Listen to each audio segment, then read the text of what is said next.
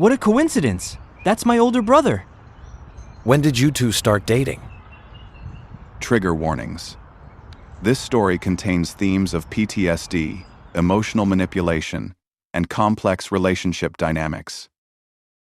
My name is Lana. I'm 21, a junior in college. When I was a child, I was emotionally manipulated.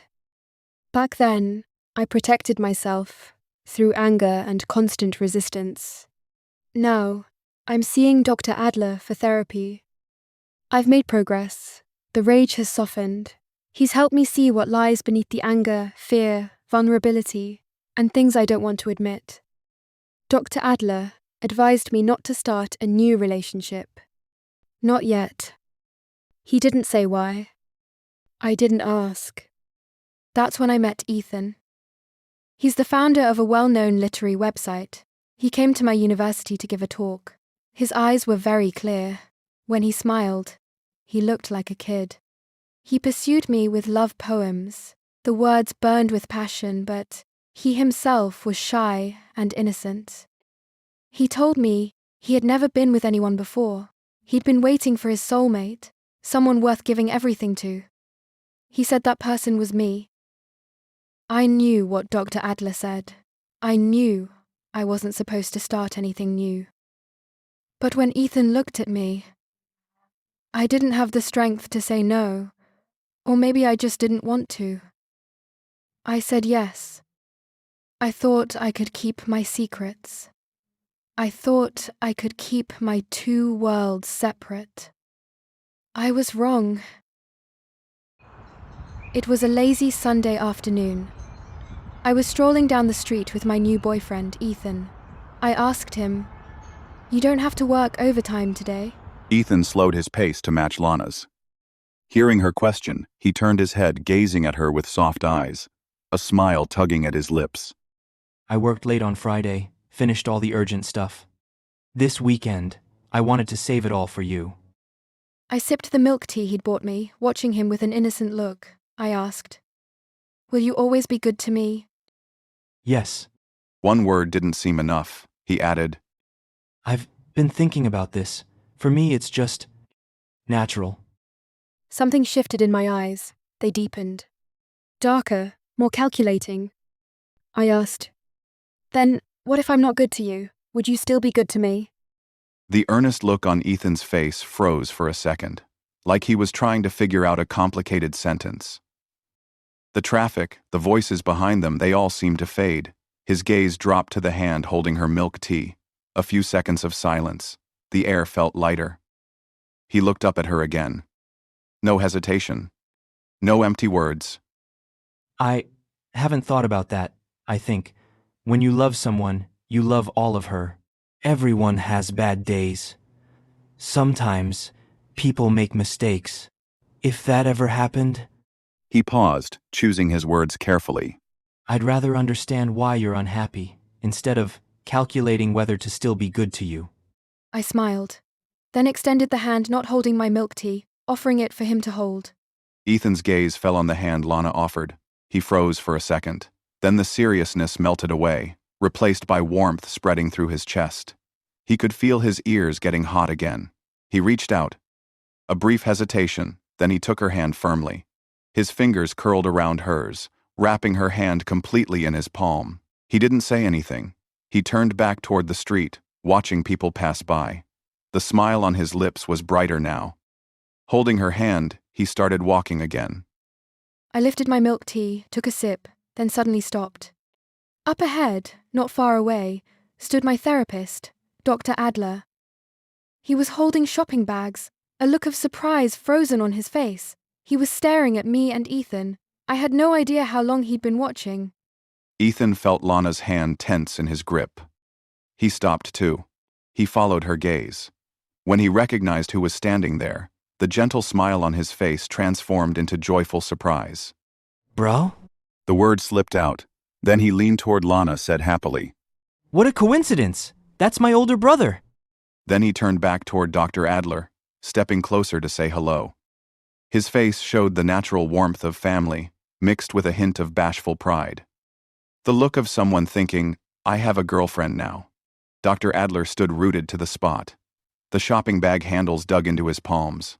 The instant Ethan called out, the surprise on his face vanished, replaced by a practiced calm, almost no emotion at all. His gaze moved from Ethan's happy face, landing on their clasped hands, just for a second. Then he lifted his eyes, looked at Lana. Deep. Steady. Appraising. No personal warmth. He gave Ethan a small nod. Quite a coincidence. Ethan noticed the calm in his brother's tone, felt a flicker of surprise, but it passed quickly. Right now, his mind was full of one thing: introducing his girlfriend to family. All the joy and nerves that came with it. Still holding Lana's hand, he stepped forward, positioning himself between her and Dr. Adler, like he was building a bridge with his body. His cheeks were warm. Bro, this is Lana. He paused, like he needed a moment to gather courage. Then, in a clearer voice, a little shy. She's my girlfriend. After that, he tilted his head toward Lana and said gently, He's my closest family. Dr. Adler didn't linger on Lana. He turned to look at Ethan, at the mix of shyness and hope on his younger brother's face.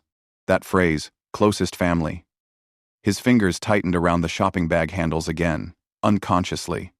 He shifted his gaze back to Lana, gave a slight nod, like just out of politeness. Hello. His voice was flat, just one word. I felt awkward, couldn't meet Dr. Adler's eyes. I said, "Hello." Dr. Adler noticed Lana looking away. Her greeting was soft.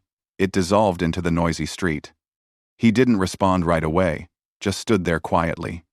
He looked at Ethan, his younger brother's eyes still bright with joy. Then Dr. Adler spoke, voice steady. I have something to attend to. I'll be going now. He didn't explain what, didn't give her a chance to say more. Ethan, call me tonight when you get home.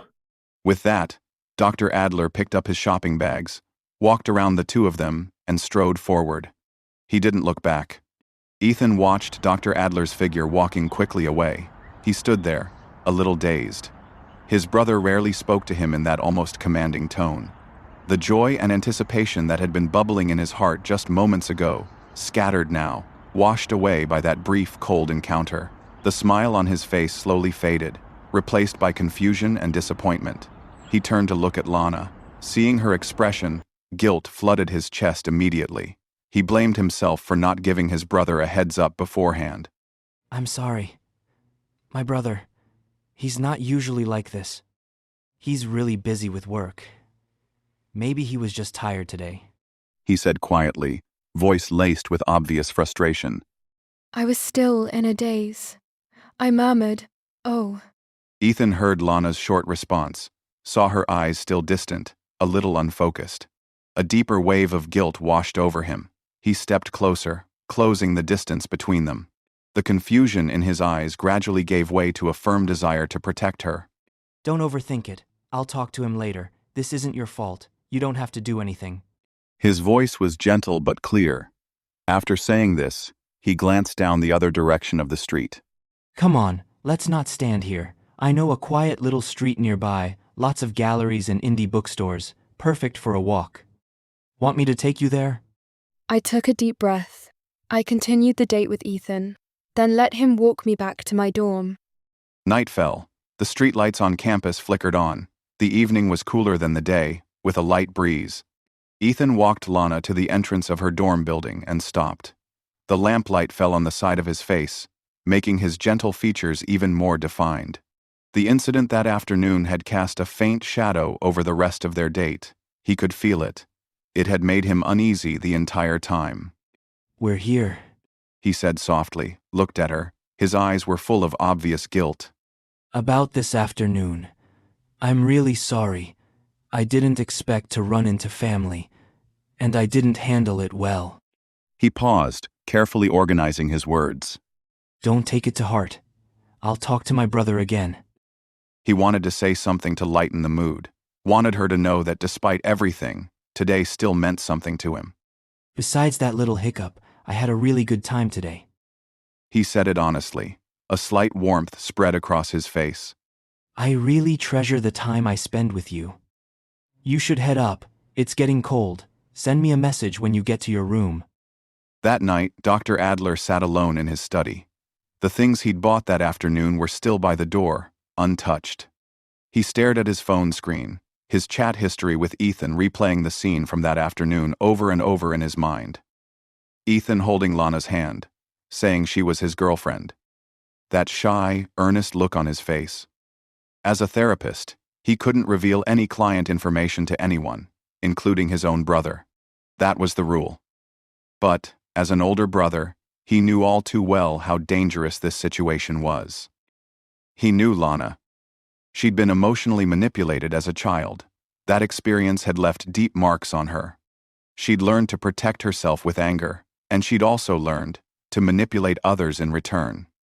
In their sessions, he'd already seen some troubling patterns. In intimate relationships, she would unconsciously invade her partner's boundaries, trying to control their mind, heart, and soul. And when they fell completely into her web, surrendered entirely, she would lose interest. Turn away and leave. She probably wasn't even aware of it. Or maybe, deep down, she sensed it, but she refused to believe she'd become the very thing she once hated. The abuser she'd fought so hard to escape. Either way, her current mental state wasn't stable enough for a new relationship. And Ethan. That boy who'd followed him around since childhood, whose eyes were always so clean and transparent. He was now offering his whole heart to her, with no defenses at all. What could he do? Nothing. His finger hovered over the screen for a long time. Finally, he typed out a message and hit send. It was simple, the most direct question he could ask after suppressing all his emotions. Are you home yet? Thanks for watching. Subscribe and turn on notifications so you don't miss Dr. Adler's next session.